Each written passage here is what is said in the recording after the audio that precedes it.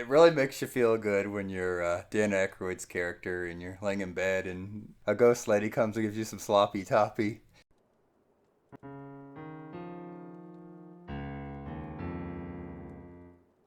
Welcome to Tairimo Boys podcast. I'm your host Cody.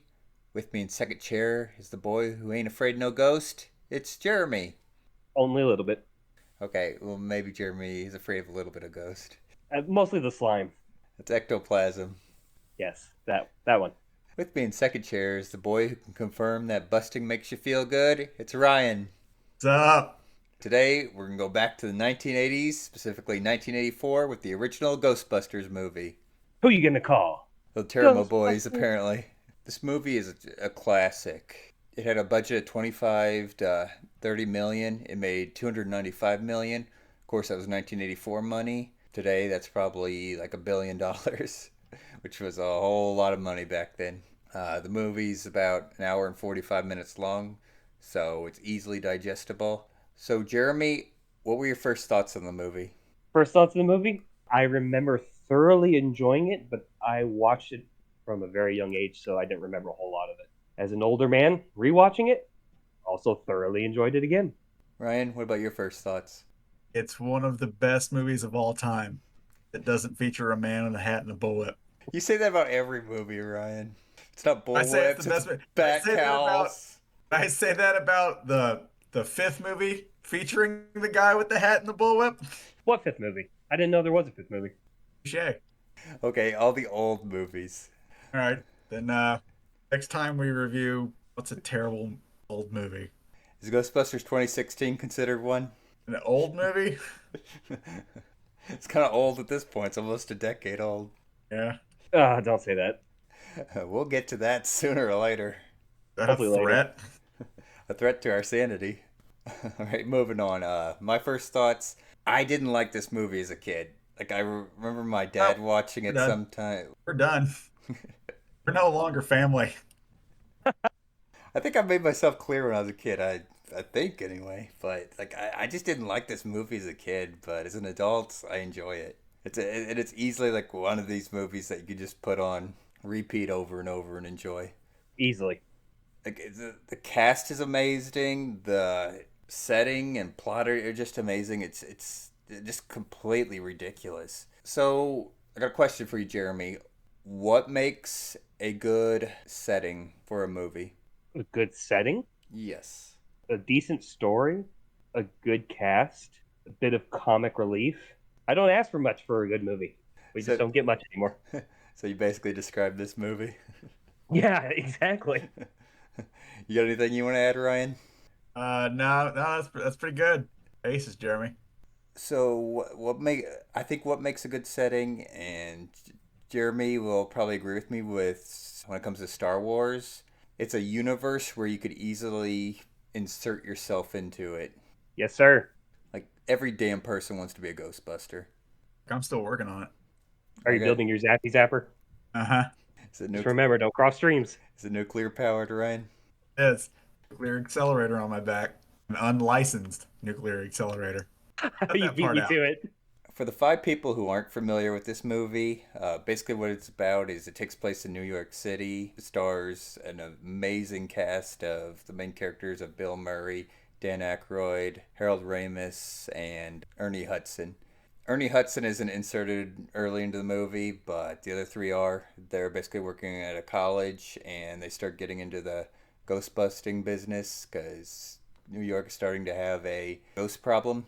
So we watched them build up their company, and eventually an evil Mesopotamian guide named Gozer ends up trying to breach through the realm, and the Ghostbusters have to go and stop Gozer from pretty much taking over the world, I guess, or destroying it.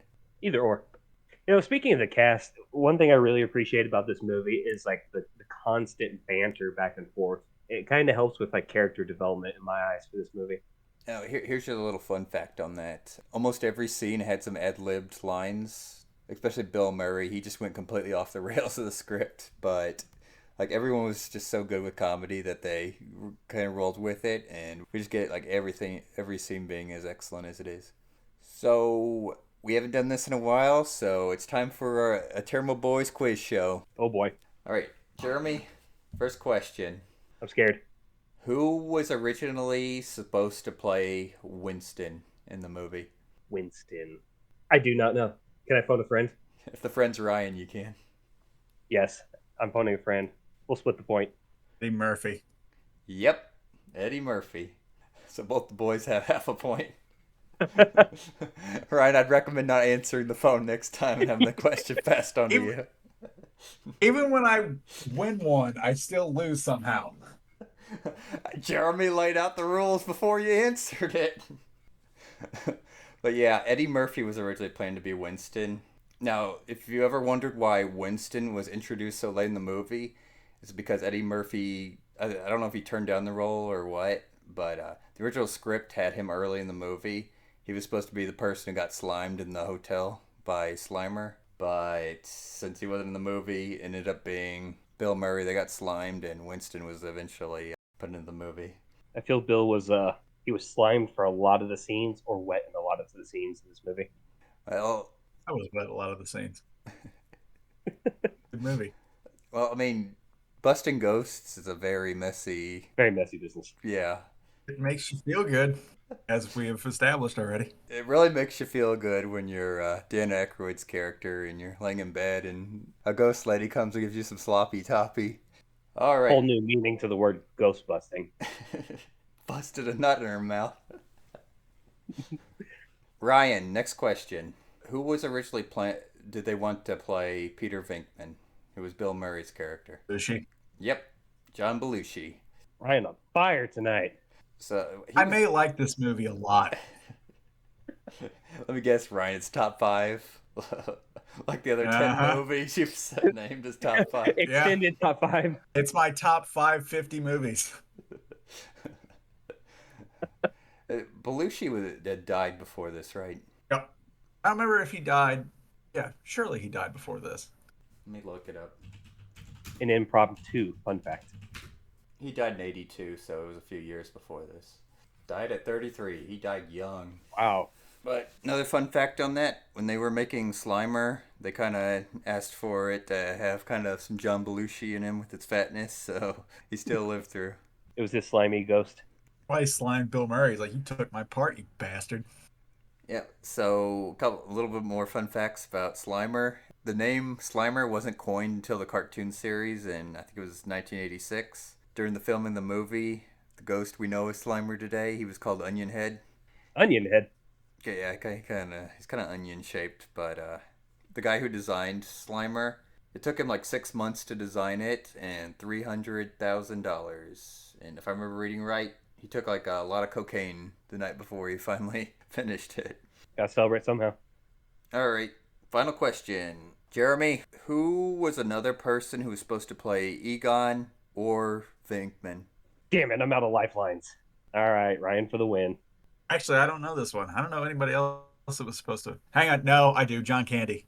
I don't know. That's not who I got. Wait, no, that was Louis Tulloch. Never mind. That's not Egon. Egon or Venkman? Yep, he was Yeah, considered. I don't know on those. Michael Keaton. I did know that. I just totally forgot. Don't worry. He later goes on to become to star in one of my top 5 favorite movies of all time. We'll get to that one of these days. Shadow. All right, Ryan, you won. You got a point and a half, and Jeremy's only got half a point. Yeah, but I feel like I lost because I missed the Michael Keaton question. We're all winners here today, except for Jeremy. Except for Jeremy. Now, one of the things we haven't talked about is the designs, like the ghosts.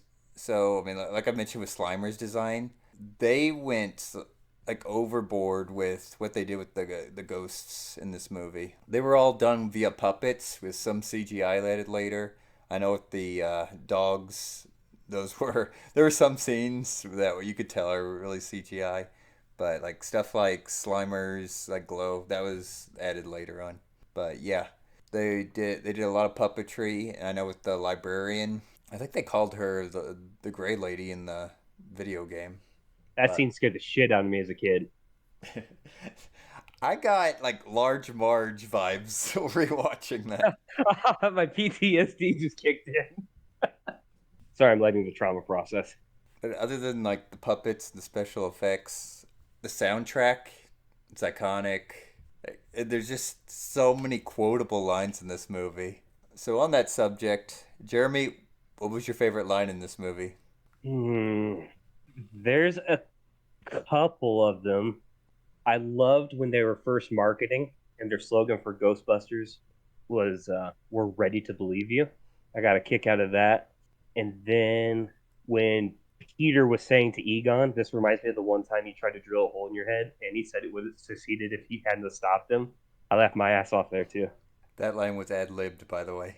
Are you serious? Yeah, Harold Ramis just made it up on the spot. It was so damn good. What about you, Ryan? How long are you wanting this review to go? Ryan's gonna quote the whole movie. Pretty much. I mean, the whole movie is quotable, to be Let's honest. see a librarian's walking down the aisle and cards start throwing out. And she goes, ah! Cut to We're- cut to the office of Bigman, the two students. Yeah. Just a new segment where I recite a whole movie. Usually people only do that with the B movie. Yeah. I'll give you a couple off the top of my head. We came, we saw, we kicked its ass. The Great Sponge Migration, where the sponges migrated about 1.5 feet. Yep. The hole in the head that Jeremy already stated. What about the Twinkie? Oh God. Oh, dogs and cats living together. It's one of the Mass most hysteria. iconic. Yeah, it's one of the most iconic lines in the movie. That ought to do it. Thanks very much, Ray. Ryan, are you I'm reciting sure- these from memory, or do you have like a phone bill that goes down to the No, ground? I have a friend, and the only way he and I communicated was through Ghostbusters quotes. Just wait till we get to Ghostbusters 2. Stay tuned for that. As for me, like I said, this movie's just full of quotes. So my favorite quotes is probably whenever Winston's being interviewed for a job and Janine's asking him, like, do you believe in UFOs, Atlantis, and all this stuff? And he finally goes, I'll believe whatever you want as long as there's a paycheck in it. And That's your life's mantra, isn't it? pretty much. By the way, did you know that they were only paying like Winston like $5.50 an hour? That surprised me. He wasn't even on the poster.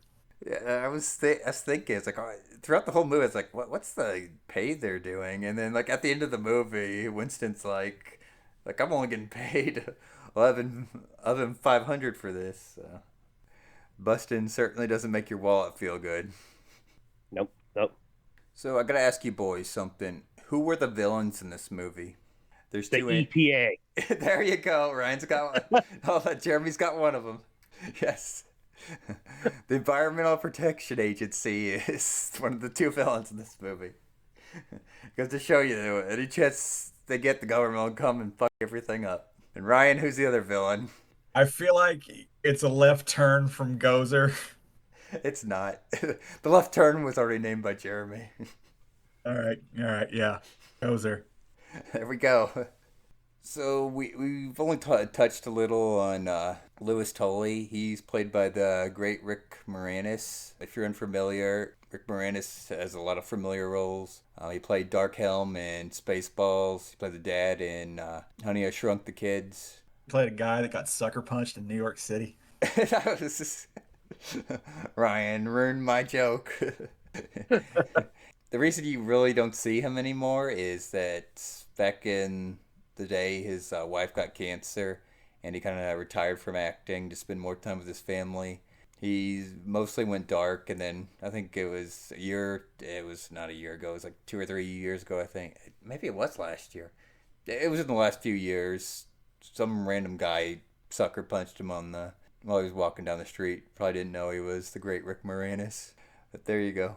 Tairimo Boys fun fact. It wasn't Turbo Boy certified fun, I can tell you that. Not for Rick Moranis. So next question, Jeremy, what was your favorite scene? I'm gonna have to go with that brief moment when the Ghostbusters are being held in jail, and we see Carl Winslow. I'm a sucker for Family Matters. That's actually my favorite scene too, where they're all locked up in prison for the whole by the EPA, and they've got blueprints to the skyscraper building pointing out that this building was either built by a genius or a madman because it's made out of substances that aren't normal building materials, and just when they're locked away, they're locked in like I guess it's the drunk tank or communal cell. And there's like all these people gathered around acting like they're a part of the conversation. And then like Bill Murray and all of them are just like turning to like the random other criminals and be like, what do you think? Do you agree with that? What about you, Ryan? Well, we fade into the New York Public Library. Spooky music plays. Do you have 2 hours? An hour and 45, Ryan. Yeah. I actually never knew the runtime of that movie. I thought it was longer Um, than that. let's They, see. they make good use Oh of man. the hour 45, I can tell you that. Yes, they Yeah. do. Favorite scene. I'll go with the hotel scene. Oh, nice shooting Tex. Also one of my favorite lines. Yeah, that's their first ghost where you meet Slimer for the first time, where they just go and just blow the whole thing up. Like I just love that scene because the manager is like telling them, "I need you to be discreet about this." And just as soon as they walk in, they've got the Ghostbusters patches and everything on, and they're talking really loud and just blowing everything up. It's just hilarious. Now, here's your little fun fact. This movie almost didn't get made. Originally, the director was kind of planning to direct a Hitchhiker's Guide to the Galaxy movie. It would have starred either Bill Murray or Dan Aykroyd as Ford, but instead they ended up going with this movie. So Ryan's blessed to have one of his favorite movies of all time. Mm-hmm. One of my top 575 movies. Oh, Ryan, what's your opinion on the final boss of this movie? Gozer. I banger. Ryan, Gozer is an interdimensional being that can choose any form at once. Beggars can't be choosers. My opinion. I mean, a good antagonist. I liked it. I like that she was the final boss. I also like that she reminded me of Sinead O'Connor. Remember Sinead O'Connor, kids? I actually meant to Stay Puft Marshmallow Man. You know what always bothered me with this movie is like whatever they're explaining is like the first thing that appears is gonna be our villain, and like don't mention something like J. Edgar Hoover. In reality, they shouldn't have fought the Stay Puft Marshmallow Man. They should have fought Hoover. Can you imagine that movie? A giant J. Edgar Hoover. But we'll go with we'll go with Gozer. What about you, Jeremy? What'd you think? Yeah, Ryan hit it nail on the head. A fine antagonist. Wait, gotta be specific on my version of Gozers I'm talking about. We had the Darth Sidious version of Gozer, and then we had the Stay Puft Marshmallow one. I love the marshmallow thing because, like, when they actually beat him or her, whatever, and all the marshmallow pieces were like flying everywhere. You can't tell me like the whole town didn't want to just make s'mores. Like, come on, It's contaminated by proton pack, Jeremy. It's probably radioactive. radioactive s'mores. Hey, I'm here for a good time. Speaking of the Stay Puft Marshmallow Man exploding, that, of course, you can probably figure out that's shaving cream they used for that effect. Originally, they wanted to use 150, I think it was pounds of it, but the stunt doubles were falling down from that much shaving cream, so they ended up cutting it back to 75 pounds. A lot of shaving cream. Now, I will agree that, like, in concept, like, Gozer's a really good villain, but I feel like the movie kind of hit a problem with its budget. Like, I don't think we get a really good infight with Gozer. It's kind of just, hey, we're just going to cross the streams and blow up this pyramid thing. There we go. Everything's settled. Now, whenever we get around to Ghostbusters Afterlife, that felt more like a conclusion, but I'm going to have some complaints about that. You know what? I despise saying these words, but I agree with Cody. Those are my favorite words. Oh, I know. Now, I do want to talk a little bit about the Ghostbusters video game back in, what was it, 2009. There we go. Jeremy, did you ever play it? I did not.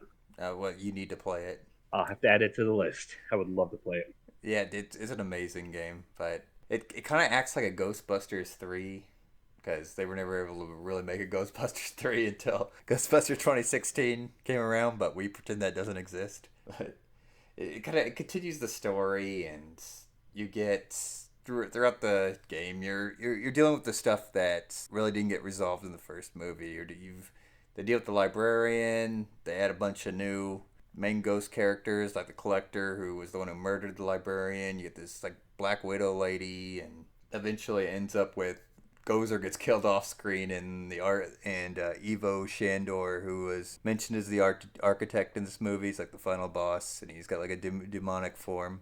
That video game isn't canon now because Ivo Shandor was in Ghostbusters Afterlife, and we'll talk about that whenever we get to it. But if you enjoyed the first two Ghostbusters movie, you'll definitely enjoy the video game. Yeah, I'm gonna have to play it now for sure. And I know Ryan played the game. Sure did. Me and him used to talk about it all the time. We'll probably be talking about it some more in all of our other Ghostbusters reviews. Jeremy, passing the topic on to you. All right, favorite Ghostbuster. Hankman. I'm gonna have to go with Egon. Cody, He was my I'm second. gonna have to agree. He was my second choice. Egon is my favorite. All right, time for the joke. Winston is my favorite Ghostbuster, said no one ever. I like Ernie Hudson. I like Winston's character, but it's like comparing like 4 chunks of gold. You're gonna go with the bigger 3 if you had to rank them. All right, well said. Ryan, pass the topic on to you. How much cocaine do you think those boys did? Like 75 pounds of shaving cream. That's the funny thing about this movie is like it's got like 80s written all over it, where they're like smoking in like every scene. You can't do that anymore. At the very least, they were probably smoking a carton of cigarettes a day. Feels so damn good to watch an 80s movie again. But yes, large amounts of cocaine.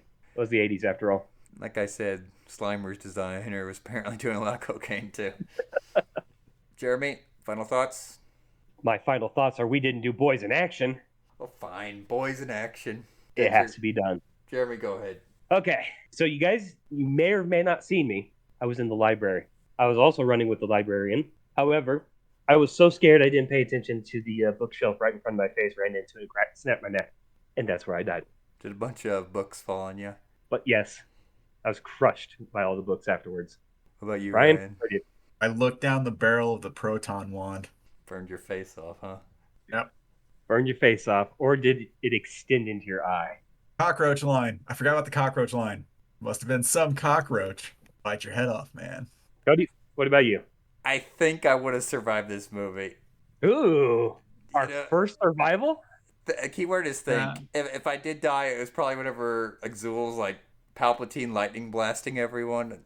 I might have fallen off the building, but I think I would have survived. Unless by my luck crossing the streams did that whole blow you up at the speed of light type thing. But if you're unfamiliar with the Ghostbusters series, the solution is always to cross the streams. So there's your Boys in Action.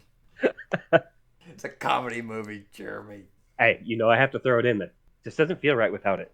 All right. Final thoughts, Jeremy?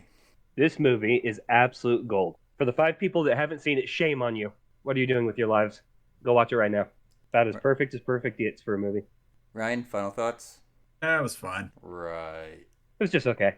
Greatest movie of all time. Aside from several other greatest movies of all time. Oh, but this one's up there. This one's up there. Yeah, this one's up there. One of the greatest comedies of all time. Yep, I'm going to have to go with the other boys. This is one of the greatest movies of all time. Kids, they might not like it, like I didn't like it, but eventually they'll grow up and they'll like it. It's a universe you can easily insert yourself into, and the jokes are machine gun at ya, and scenes are all iconic, quotable. It's just the perfect recipe for a movie. They don't make movies like this anymore. All right, it is time to scale this. Ryan, would you like to predict what the scale is today?